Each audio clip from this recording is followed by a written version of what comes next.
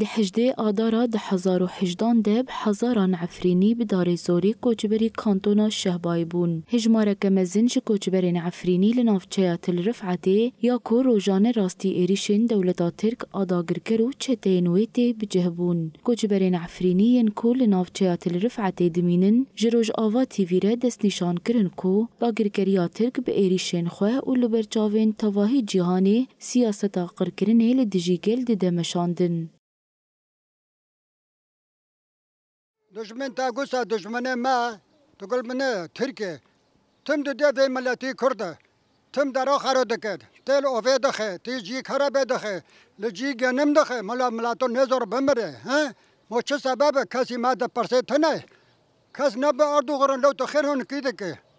خو وجدان مرحمه تنه كو عدالت اور بود به عدالت دموکراتیا با اردو غرن بوتو تخير هون كيدك و ملاتو گناه سور و زبستانه تی برچی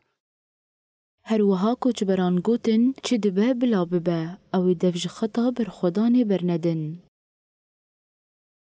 تو ترک هجومه خدا سر ما ام دفر را درخستن ام ناکل شهبانه و دیسا جی ما توب دکه ما او دکه برخدانی ام طرف حدا بکن و ام ده جه برنادن و ام لسر سوزا خانه و چقا توبه و تفنگا بافجی ام ده جه کاره جه گله خو برنادن و جه کاره خو برنادن ام سربلندن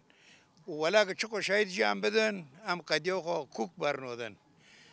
الا داگر کار ایک هره خواستی و نخواستی و اعوانه گنده اید ویرو و تشجیع دکن ام واجی نروزینه و ونگل شرقه جی دبیگه ام قدیرون ونگل کوک لیسانو کن و تدمیر تی چکرن لوی ولوتی و سلامه من جگیاران حریکی کرد لکداره گرک روب مقاومه که جبو قدیا کردی